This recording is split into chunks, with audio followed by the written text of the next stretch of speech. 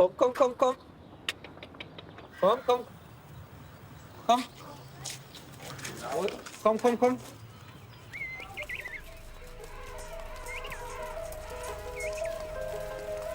Komm, komm, komm, komm. Komm. Komm, komm.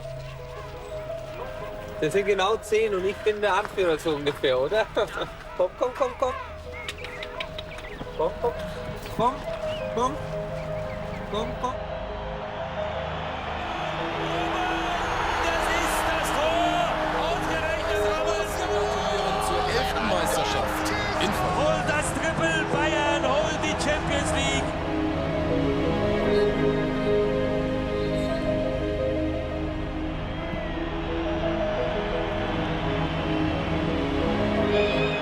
Hört sich ganz banal und einfach an, aber verlieren ist Kacke. Wer will schon gerne verlieren? Und bei Bayern München ist Verlieren nicht erlaubt. Wir sind als Titelverteidiger gestartet in diese Saison und sind Sechster geworden.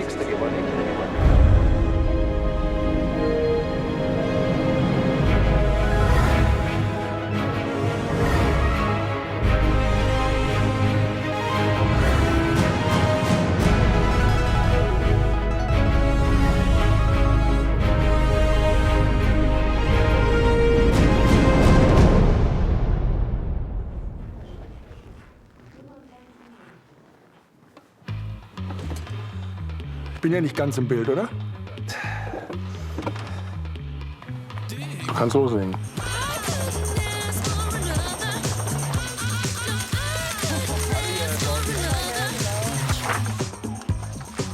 Egal auf welche Seite du schaust, oben, unten, links, rechts, eine Anhäufung von richtig guten Spielern. Übrigens war ich da noch sehr jung, pistonarisch.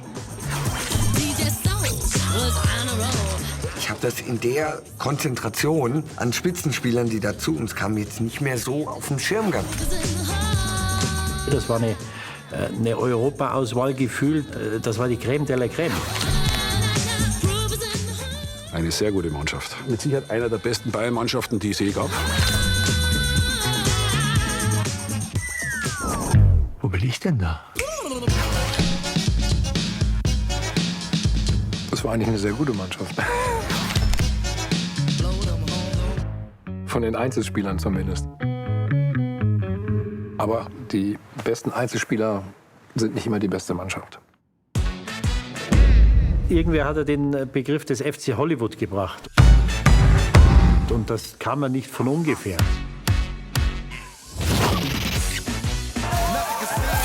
Ich glaube, es gab keinen Tag ohne irgendeinen Skandal. Einziges Tohu Wabohu. Schweinerei, Verwaltung! Es gab, 2 Lager, es gab 15 verschiedene Lager. Entweder sind wir gefeiert worden, oder es ist gestritten worden, Ich glaube, fertig. oder es ist hinterrucks irgendwas an die Öffentlichkeit gekommen. Es waren viele große Egos. Aber wir wollen diese Champions League gewinnen. Das ist das Ziel. Champions League. Champions League. Das konnte eigentlich nur scheitern.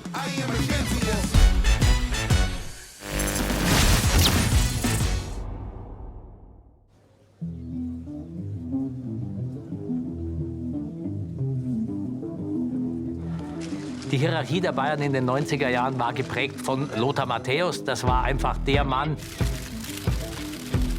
Der ist eigentlich der personifizierte FC Bayern München gewesen.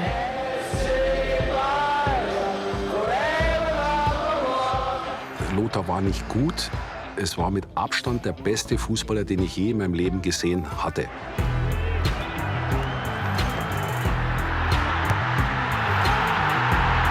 Er war Weltmeister, Weltfußballer und er war Weltsportler. Das hat ihn zum Leitwolf auch dieser Mannschaft gemacht. Ein Ausfall von ihm für den Club, das war keine mittlere, das war eine Vollkatastrophe. Ich war dabei in Bielefeld, als es Peng gemacht hat. Noch steht der 33-Jährige nach seinem Achillessehnenabriss unter Schock. Natürlich gab es den einen oder anderen Moment, wo man wirklich dran gedacht hat, alles hinzuschmeißen, wo man vielleicht selber nicht mehr gedacht hat, die Kraft zu haben, noch mal zurückzukommen. Und das ist auch einer der schwersten Kämpfe seiner fußballerischen Laufbahn, die er jetzt austragen muss. Oder der schwerste Kampf überhaupt. Für viele Monate gar fällt Lothar Matthäus aus. Ich weiß ehrlich gesagt nicht so ganz, was schlimmer war, der 6. Platz oder der Ausfall von Lothar Matthäus. Das eigentliche Drama natürlich ist jetzt die Verletzung von Lothar Matthäus. Und in der Situation, in der die Bayern damals waren, war klar, so kann es ja nicht weitergehen. Wir müssen eine Strategie entwickeln, wie wir jetzt wieder nach oben kommen. Wir sind stolz, Ihnen unseren Neuzugang präsentieren zu können. Herzlich willkommen, Jürgen Klinsmann. Jürgen Klinsmann war ein Superstar. In Mailand, in Tottenham, das war eine Ikone des Sports. Und wir sind ja dabei, gerade eine neue Mannschaft aufzubauen. Da ist natürlich der Jürgen Klinsmann ist ein Garant. Nach jahrelanger erfolgloser Stürmersuche soll nun Jürgen Klinsmann den Bayern aus der Patsche helfen. Ich möchte einfach mal einen nationalen Titel gewinnen, also Meister zu werden oder auch Pokalsieger, am besten beides. Man will in Europa wieder eine führende Rolle spielen. Und dass ich bei diesem Konzept mit dabei sein kann, das ist eigentlich eine tolle Aufgabe für mich. Aber er hatte einen, der gar nichts mit ihm anfangen konnte. Und das war Lothar. Es ist bekannt, dass zwischen Lothar und dir natürlich Führungsansprüche da sind. Lothar war der Superstar bei Bayern. Und jetzt kommen auf einmal neue Spieler. Die Medien stürzen sich auf die neuen Spieler drauf, vor allem natürlich auch auf den Jürgen Klinsmann. Und dass das für den Lothar dann wahrscheinlich auch ein bisschen schwer ist, das so locker hinzunehmen, wo du verletzt bist und von Beginn an gar nicht zeigen kannst, dass du eigentlich der Chef bist am Platz. Das sagen alle, die aus schweren Verletzungen zurückkommen. Du brauchst ein Motiv und die Motivation dazu, dass du es schaffst, dass du diese nervende Reha auch in der Birne durchstehst. Und ich glaube, Lothar hatte nur ein Ziel. Ich komme wieder. Und ein maßgeblicher Anteil an dieser Motivation war Jürgen Klinsmann. Passt perfekt zum FC Hollywood.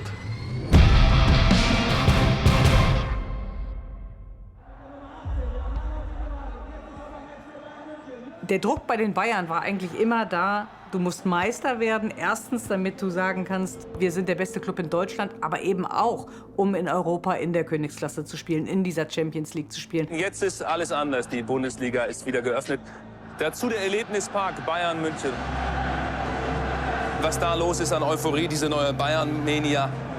Es war eine unglaubliche Anspannung, Vorfreude auch da. Otto Rehhagel wurde ein neuer Trainer. Damals mit der erfolgreichste deutsche Trainer, den es gibt. Otto Rehhagel hat sie alle untergebracht, alle neuen Stars. Riesendruck, vielleicht auch ein bisschen Nervosität. Das musste sofort aus dem Stand heraus funktionieren.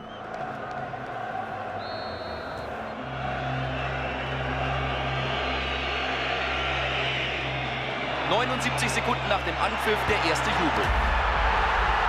Allerdings beim Gegner. Das war gleich ein guter Einstand. Thomas Strunz und Klinsmann nicht korrekt getroffen, seine erste dicke Chance. Freistoß der Hausherren. Wir haben gewusst, wir sind jetzt eine neue Mannschaft, viele neue Spieler dabei, aber wir mit unserer Qualität können wir das Spiel jederzeit drehen. Andi Herzog. Ist uns auch gelungen. Für mich persönlich ist ja irgendwie ein Knoten geplatzt. Freistoß Scholl, Kopfball Helmer, 2:1. Besser hätte man es nicht wünschen können. Scholl, das Zusammenspiel der Besten endet mit dem 3:1. Schauen, schauen. Otto, was haben Sie da für Rohdiamanten? Thomas Helmer. Und da ist er. Der platzt Klinsmanns Knoten. Das erste Tor ist wichtig. Man möchte sich auch den Fans präsentieren. Elfmeter. Jürgen Klinsmann, 1:0. Man möchte zeigen, ich habe es verdient, beim FC Bayern zu spielen. Der neue Star heißt Jürgen Klinsmann. Und drin, Sonny Boy Jürgen Klinsmann.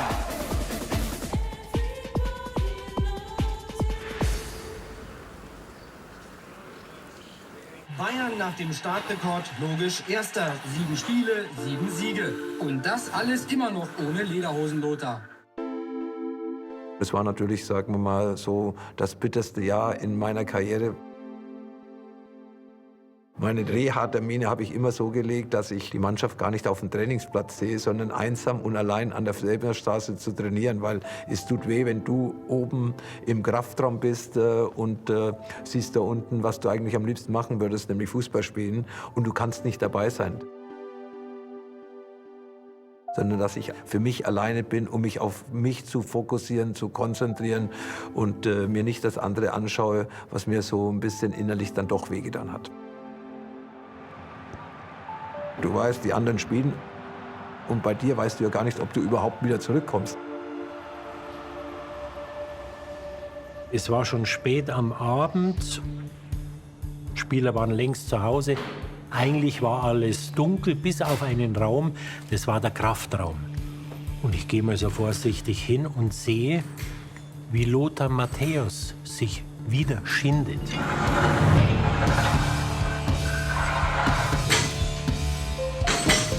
Ich kenne keinen Menschen, der so eine Selbstdisziplin, so eine Energie hatte, sich selbst zu quälen, um wieder fit zu werden. Er hat natürlich mitbekommen, dieses Dreamteam, da wollte er unbedingt mit dabei sein.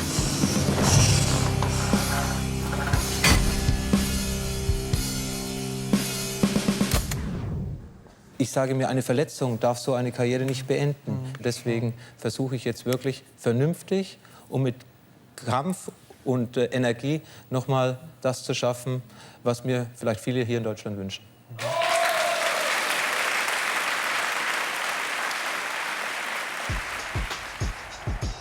Der Meister gegen den Rekordmeister. Mit dem absoluten Schlagerspiel zwischen Borussia Dortmund und Bayern München verknüpfen viele Fans die Hoffnung, dass die Siegesserie der Bayern zu Ende gehen möge. Dortmund, die waren damals regierender Meister und dann musst du den Anspruch haben, dass du dort gewinnst. Noch 6 Minuten bis zur Pause. Und dann Elfmeter für die Borussia. Reuter tritt an. 1:0. Die Zuschauer trieben ihre Mannschaft jetzt nach vorne. Der eingewechselte Zorg wagt alles und gewinnt. Rehhagel mit der ersten Niederlage. Wenn er verloren wurde, dann merkst du schon wieder, wie so die Grüppchen dann zusammensitzen, übereinander redet. Fehler suchen natürlich immer beim anderen und da nehme ich mich nicht raus. Also. Und dann geht es eben los mit der Kritik. Da kommt eben wieder der Ego-Trip von jedem einzelnen Spieler. Papin war der Erste, der hat gesagt, das Problem ist der Trainer und hat das Training dann attackiert. Klinsmann hat sich beschwert, dass er zu wenig Bälle vorne bekommt. Sforza hat sich auch beschwert. Helmer hat überlegt, ob er seine Kapitänsbinde abgibt, weil er gesagt hat, nur zur Platzwahl, dafür bin ich mir zu schade. Mehmet, nun scheut der Trainer ja auch nicht vor großen Namen. Er setzt Sie auch mal auf die Bank. Tut das ein bisschen weh? Nein.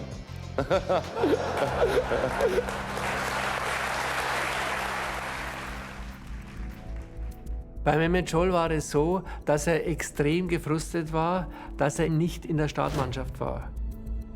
Scholl hat gesagt, ich ziehe das durch, Rehhagel oder ich. Wir spielen schon 8 Wochen zusammen und haben noch immer keine Taktik.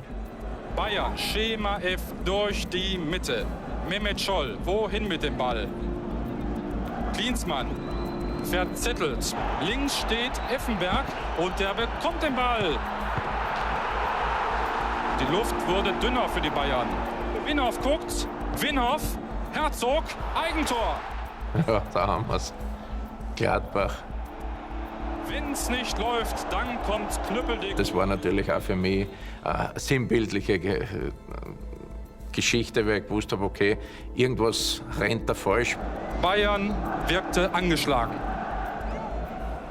Im Endeffekt, glaube ich, hätte es in dem Jahr nicht viele Mannschaften gegeben in Europa, die uns leicht schlagen hätten können. Im Endeffekt haben wir uns selber geschlagen. Bei Bayern München kriselt es gewaltig. Eigentlich weiß keiner wieso. Die Bayern sind souveräne Spitzenreiter in der Bundesliga. Nach dem Motto, einer gegen alle, alle gegen einen, plagt sich Trainer Otto Rehhagel mit seinem Präsidenten Franz Beckenbauer und unzufriedenen Spielern herum.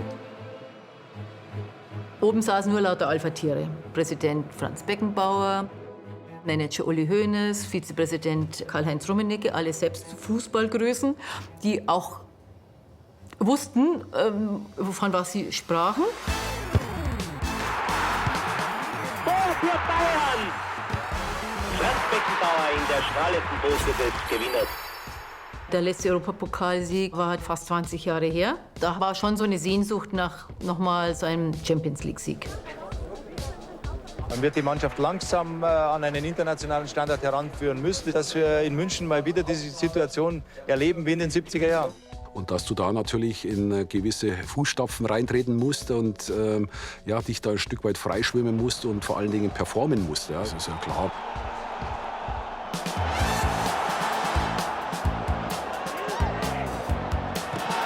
(4:1). Die Bayern weg vom Platz an der Sonne.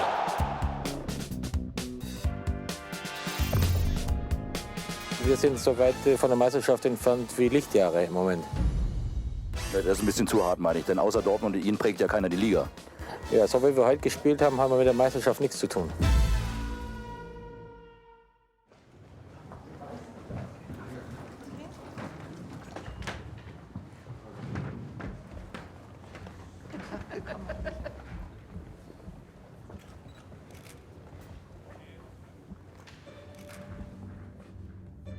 Ich wünsche mir nichts Sehnlicheres für diesen Club, dass der Lothar wieder kommt und zu seiner alten Stärke zurückfindet. Denn genau den Mann brauchen wir. Nummer 10, er ist endlich wieder da, Lothar! Das Comeback des Jahres scheint perfekt. Der Leidensweg ist nach 9 Monaten zu Ende. Er spielt mit der Nummer 10 als Kapitän und Libero. Lothar, mit dir kommen Kraft und Stärke zurück. Nur du kannst die grauen Schleier des Unglücks von dannen reißen und uns wieder zusammenschweißen. Von Vereinsseite, glaube ich, hat man sehr stark gehofft, dass Lothar Matthäus wie so eine Art Heilsbringer das Ganze jetzt wieder in die richtige Bahn lenkt. Aber wenn ein so exponierter Spieler wie Lothar nach so langer Verletzungspause wieder zurückkommt, dass das zu einer Veränderung im Mannschaftsgefüge führt, das ist ja völlig klar.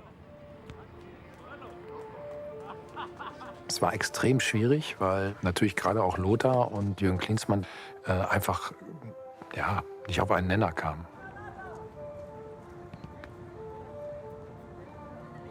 Ich weiß auch nicht, Sie haben ja vorher zusammen bei Inter Mailand gespielt, was vorgefallen ist oder wie das war. In Italien, da hat es ein paar Mal geknallt zwischen uns. Aber rein fußballerisch, ne? Also, und dann gab es dann immer ein bisschen Stress.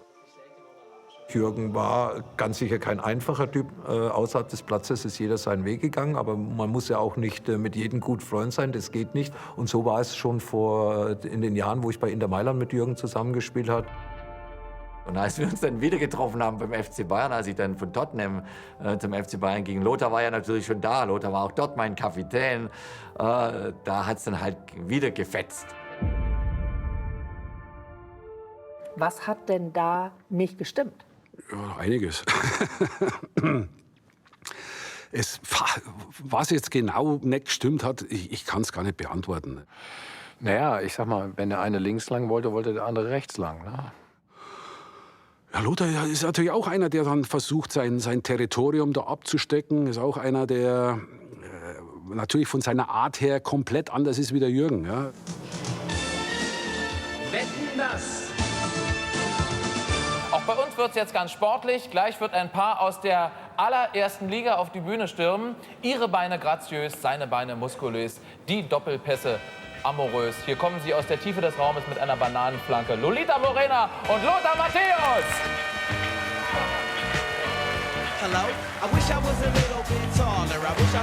Lothar stand einfach gerne vorn. Lothar hat das Mikrofon gesucht und die Kameras gesucht. Jürgen Klinsmann hat sein Privatleben immer geschützt. Lothar hat es eigentlich immer den Medien ausgebreitet. Ja?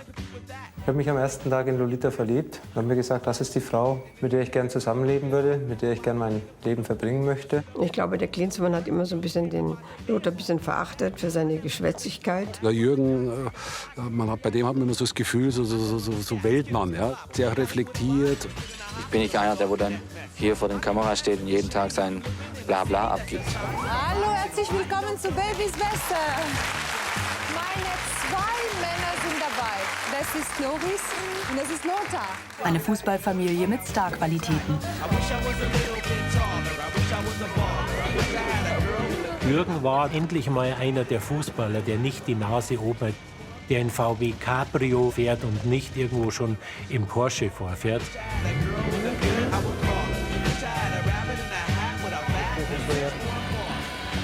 Damit hat er den Menschen in der Öffentlichkeit Understatement gezeigt und war so der Publikumsliebling geworden. Klinsmann ist für mich einer, der wo auch was im Kopf hat, der wo nicht bloß einen Ball hinterherrennen kann. Der hat irgendwie auch einen guten Charakter. Dass es da zu Reibereien kommt mit ihren starken Persönlichkeiten, das ist eigentlich unumgänglich gewesen.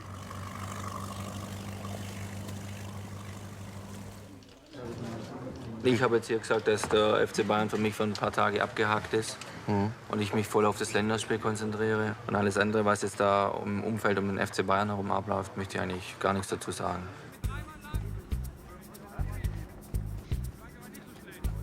Für Lothar Matthäus gab es dann nach seiner Rückkehr, nach seiner Genesung tatsächlich 2 Ziele. Zurück zum FC Bayern, und zwar auf dem Platz in gewohnter Rolle, in Führungsposition, und auch die Rückkehr in die Nationalmannschaft. 95, das war ein Jahr vor der Europameisterschaft in England. Natürlich mit den Topstars von uns, von Bayern München. Oliver Kahn, Ziege, Helmer, Strunz, Mehmet Scholl, Jürgen Klinsmann, Markus Babbel, Lothar Matthäus, wenn er fit war. Aber es war natürlich so, dass Lothar durch seine Verletzungen länger nicht bei der Nationalmannschaft dabei war.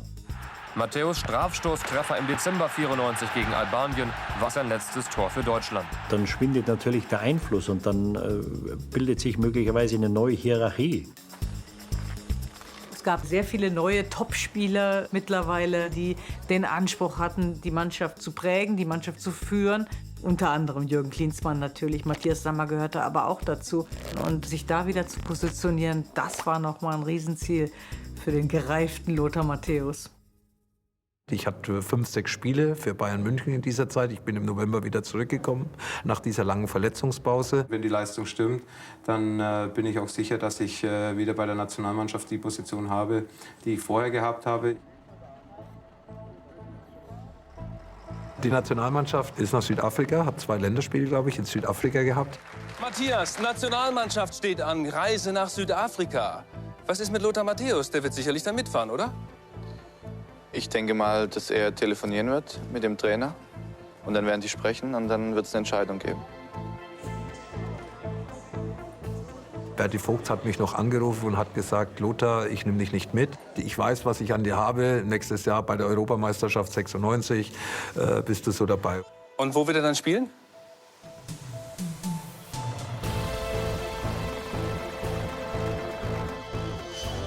Zum ersten Mal eine bundesdeutsche Fußballnationalmannschaft in Südafrika.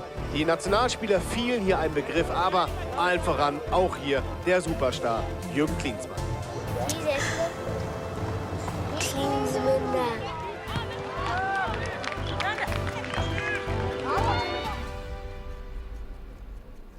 Zu diesem Zeitpunkt bin ich mit Bayern München nach Österreich zum Skifahren gefahren mit der Mannschaft. Es war so ein Teamwochenende. Wir waren da oben mit so 13, 14 Spielern, weil der Rest war ja bei der Nationalmannschaft, und hatten eine wunderschöne Zeit. Vor Weihnachtszeit, Mitte der 90er Jahren, die Hotels waren noch leer. Und am ersten Abend bekomme ich einen Anruf aus Südafrika. Und dann hat man mir am Telefon gesagt, von einer Person, der ich 100%ig vertraue, gerade sitzt Jürgen Klinsmann mit noch einen oder anderen Spieler. Die Spieler will ich jetzt nicht unbedingt sagen, ich weiß aber, wer dabei war. Sitzt mit Berti Vogts an einem runden Tisch und sägen dich gerade ab. Wow, war schon ein bisschen schockierend.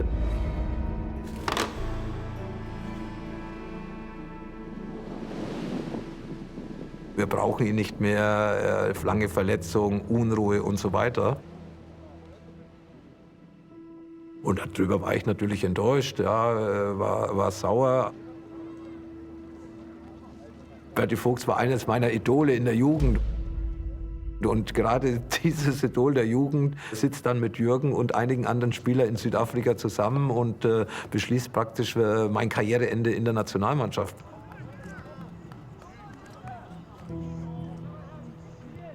Wir waren, glaube ich, 5 Tage in Kapstadt, sind dann nach Johannesburg geflogen, haben da gespielt. Das muss vor Weihnachten gewesen sein. Ich habe ja gesagt, in Südafrika waren auch andere Spieler am Tisch gesessen, nicht nur Jürgen Klinsmann. Vielleicht war auch Thomas Helmer dabei. Aber ich hätte ja nicht mal gewusst, ob Lothar dabei gewesen ist oder nicht. Hätte ich nicht mal sagen können. Also warum sollten wir da eine Revolte gegen Lothar geführt haben?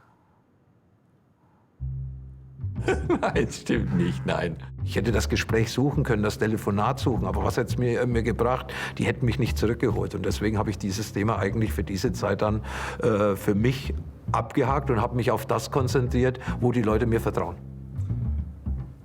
Er war komplett fertig. Er hat die Welt nicht mehr verstanden. Sein Ehrgeiz, Nationalmannschaft, er hat es nicht verstanden. Einen Lothar Matthäus schießt man nicht ab. Ich stelle mir vor, man kann sich ein angenehmes Leben machen. Sie haben ja ein wunderschönes Zuhause, Sie haben alle Möglichkeiten, gut zu leben. Was treibt Sie an? Was motiviert Sie? Was es ist treibt eigentlich Sie? immer dieses Innere. Ich habe mir eigentlich schon von klein auf, ich war immer der Kleinste in der Schule, ich musste mir alles erkämpfen.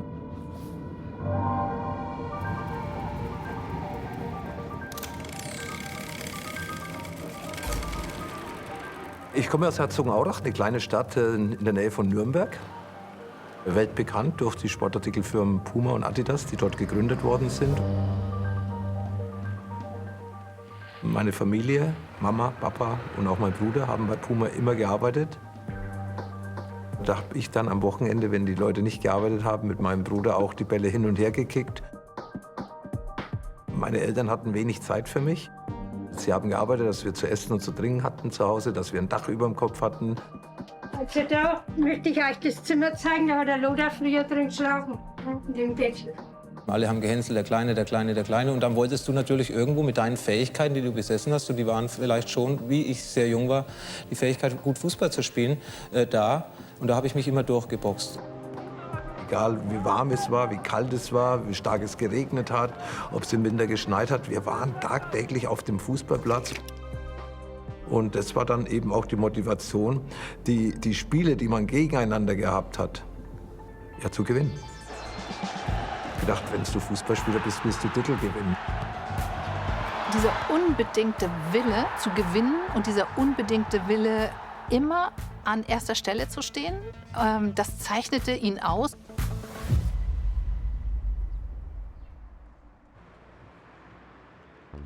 Das war natürlich schon ein harter Schlag. Servus. Es tut weh, es ist enttäuschend.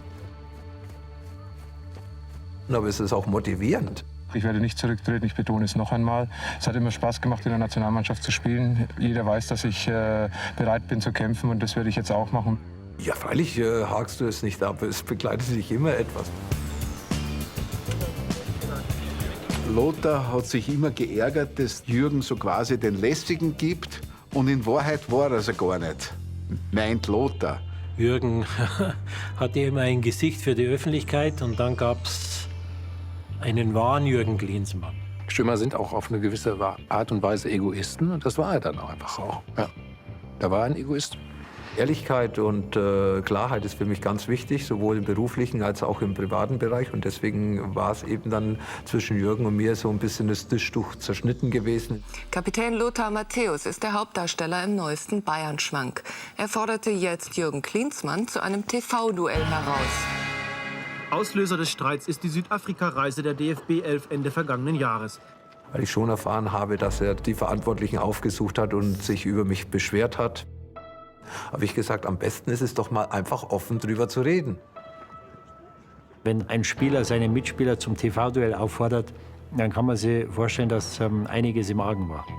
Wenn man so nicht das Gespräch führen kann, kann man es auch vor einer Kamera führen. Natürlich alles ein bisschen auch provozierend von meiner Seite. Hey, redet mal einfach Klartext, dann wissen wir, wie wir dran sind. Lothar Matthäus, ja zur Europameisterschaft oder nein? Wenn es irgendwie Probleme gibt, dann kann er gerne auf mich zukommen. Das war nicht der Fall, also geht davon aus, dass es keine gibt. Da sind halt zwei Alpha-Tiere aufeinander gekracht. Als Sie das erste Mal von dieser TV-Duell-Geschichte gehört haben, was haben Sie da gedacht? Ja, da habe ich gedacht, ja, vielleicht hat es noch einen Platz in der Muppet Show. Da sind wir die zwei auf dem Balkon oben. Natürlich war die Schlagzeile in der Sportbild ein gefundenes Fressen. TV-Duell zwischen den beiden, was kann dir Besseres passieren? Hätte übrigens wahrscheinlich eine Primetime super Sendeplatz bekommen mit allem Drum und Dran. Jetzt aber mal hier, unter Zeugen. Hast du was gegen mich? Hast du Berti gesagt, er soll mich nicht aufstellen? Sag mal, Lothar, kann es sein, dass du unter Verfolgungswahn leidest? Was die sich dann genau an den Kopf geworfen hätten. 2 Weltklasse-Spieler, das wäre sicherlich spektakulär und interessant gewesen. Es kam nicht zur Muppet Show. Das hat keinem von uns zweien wirklich dann gut getan.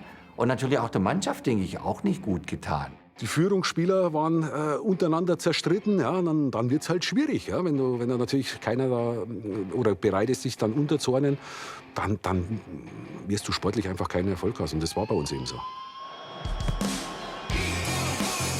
Matthäus, oh, welch ein Bock! Dandy, eiskalt das 2:0. Schlechte Karten für den FC Bayern. Wenn man natürlich so weiterspielt, dann wird es langsam brenzlig. Aber es kann nur besser werden. Babbel, rechts läuft Klinsmann, aber Babbel ist egoistisch. Es sind zu viele Einzelinteressen da im Vordergrund und nicht das Mannschaftsinteresse. Wird sich das jetzt auf das Betriebsklima beim FC Bayern auswirken? Können Sie sich ja vorstellen. Irgendwie hatte jeder den Anspruch, der Superstar der Mannschaft zu sein. Ja. Wir haben das Wort Mannschaft zu der Zeit wahrscheinlich gar nicht verdient.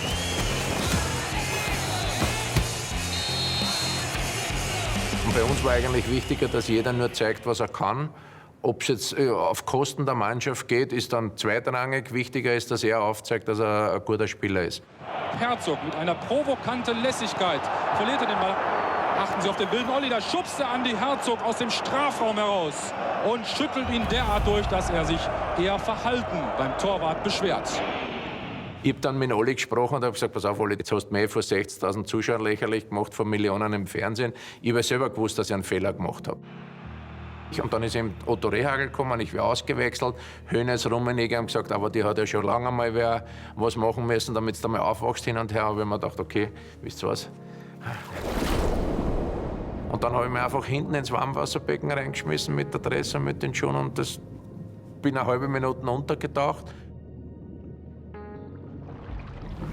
Und wie ich raufgekommen bin, habe ich mir gedacht, nein, das wird nichts mehr bei Bayern. Im Sommer bin ich weg. Das war der Ausschlag, das war genau der Moment. Ich weiß, nach einem Jahr bin ich mit zum Franz und habe gesagt, wenn es so weitergeht und es gibt immer jeden Tag irgendwie eine neue Geschichte, und vielleicht ist es besser, dass ich dann doch wieder irgendwo anders hingehe. Ja, dann komme ich halt irgendwie zum Schluss, dass wenn wir zum Schluss nicht mit dem Titel dastehen, dass es wirklich dann ein verlorenes Jahr war. Wenn er gehen will, dann geht er. Ich kann den Jürgen nicht zwingen. Der Jürgen spielt beim erfolgreichsten deutschen Verein. Wir hatten sehr viele Erfolge. Der Jürgen hat bisher noch nicht so viel vorzuweisen. Er ist UEFA-Cup-Sieger 1991 geworden mit Inter Mailand, was die Vereine betrifft. Und ich glaube, hier beim FC Bayern sind Perspektiven da. Die will ich also versuchen zu überzeugen zu bleiben. Ich würde gar nichts. Es ist mir ein Rätsel, dass die beiden nicht so professionell waren und sagen, komm, wir legen mal unsere Egos beiseite und kriegen das hier hin. Das andere war, dass natürlich für Otto Rehhagel es nicht einfach war, mit diesen Egos dann natürlich umzugehen.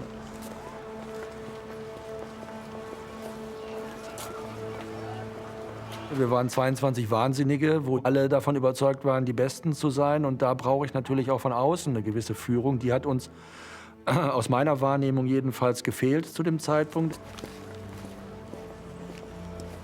Was sagen Sie denn zu der Trainerdiskussion, die jetzt da in den Münchner Medien ziemlich wir können die Medien nicht beeinflussen, das ist so. Da hat jeder seine Möglichkeit, der hat ja ein freies Blatt vor sich und dann wird halt da ein bisschen spekuliert. Aber das ist halt in München so und da darf man sich nicht beeinflussen lassen.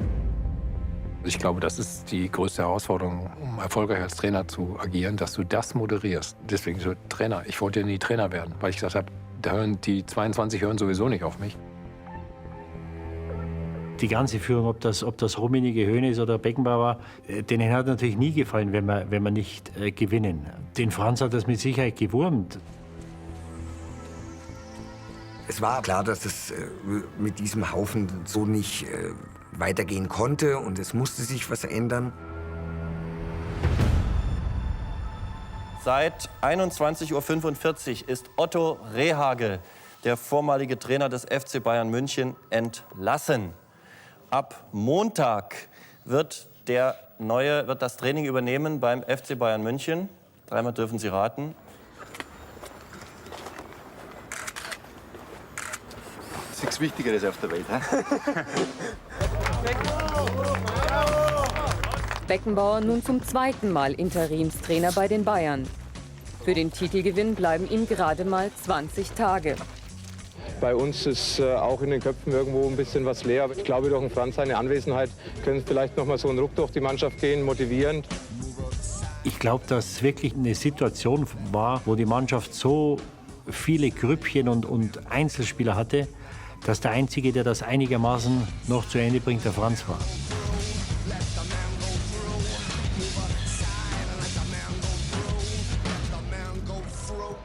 Und jetzt Freistoß für den SV Werder. Mario Basler. Bude! Na, ist es denn zu fassen? 3:2 für den SV Werder Bremen. Unfassbar. Franz Beckenbauer, auch der hat es nicht hingekriegt, uns noch mal in diese Verfassung zu bringen, um es mal so zu sagen. Kaiser sitzt alleine da, wie ein alter Fußballstar. Langsam wird dem Franz auch klar, Bayern hat verloren. Wer in der Rückrunde bei 4 Heimspielen nur 2 Punkte macht, der braucht sich nicht wundern, wenn er am Ende dann Zweiter wird. Somit haben wir die Meisterschaft abgehakt. Bayern hat verloren.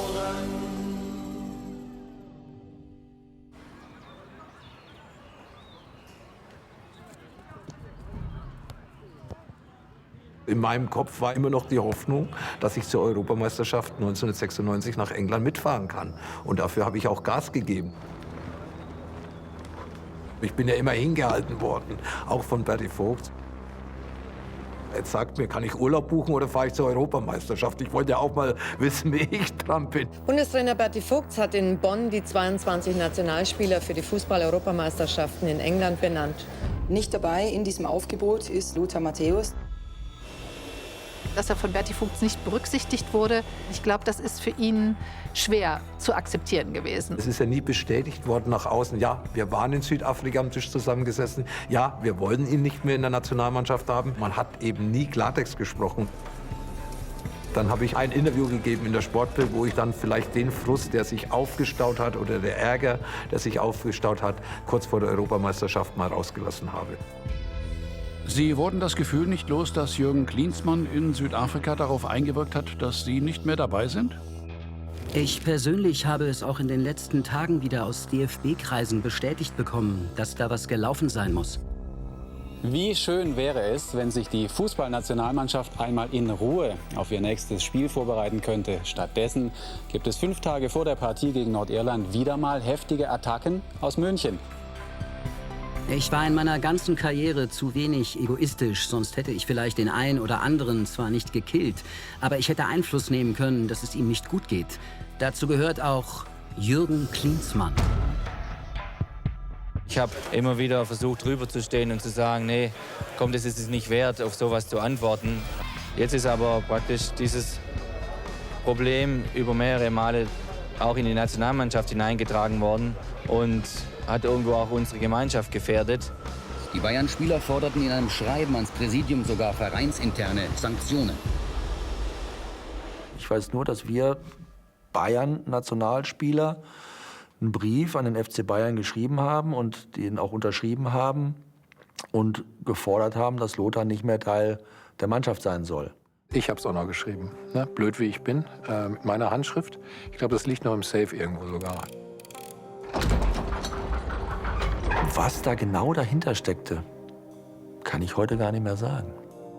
Bayern-Präsident Franz Beckenbauer zitierte heute Lothar Matthäus zu sich nach Hause nach Kitzbühel und verurteilte dort seine Aussagen aufs Schärfste. Gegen Abend gab Bayern eine Pressemitteilung heraus, in der es hieß, künftig, so Matthäus, werde es von seiner Seite keinerlei derartige Äußerungen mehr geben. Das versicherte er Franz Beckenbauer. Also ich glaube, dass wir in der Zeit alles gemacht haben, was eine Mannschaft nicht machen sollte. Wenn wir sprechen über Zusammenhalt, Vertrauen, füreinander da sein, dann haben wir das Gegenteil gemacht.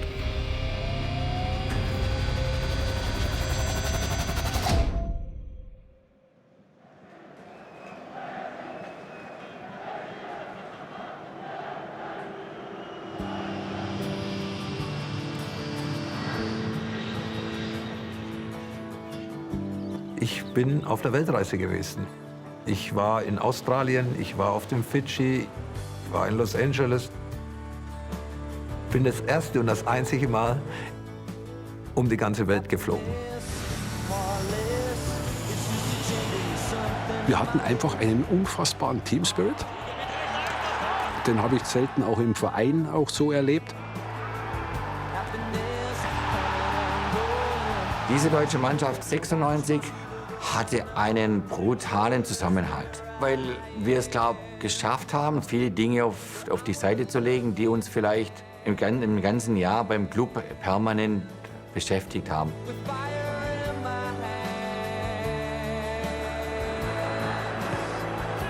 Und Kunst! Also für mich war es klar, wir gewinnen das Ding. Und Deutschland im Finale! Siege. Und da ist der Ausgleich. Bierhoff kann sich durchsetzen. Kuba! Wir waren nicht die besten Einzelspieler, Deutschland ist Europameister. aber 96 waren wir halt die Mannschaft und das war ausschlaggebend.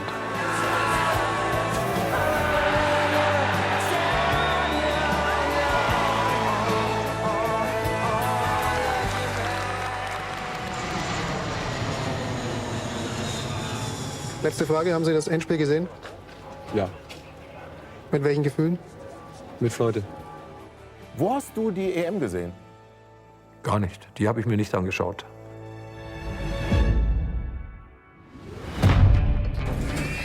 Die Zukunft des FC Bayern heißt Mehmet Scholl. Sportliche Boyband. Das war Mehmet dann, ne? Uns ist mir aber alles gehörig um die Ohren geflogen. Das ist eine Schande für den FC Bayern. Einzige, wo Bayern stoppen kann, das sind wir selbst. Du willst halt die Champions League gewinnen. Dass wir uns viel mehr entfernen müssen von diesem ganzen Medienschmarrn. Es ist ein Punkt angelangt, wo man das Rad stoppen muss. FC Hollywood ist nie beerdigt. Andreas, ich glaube, wir haben ein trojanisches Pferd in der Mannschaft. Das werden wir in Zukunft abstellen. Danach folgte ein Katastrophenjahr. Aber das ist dann FC Bayern und ich fand das ganz lustig.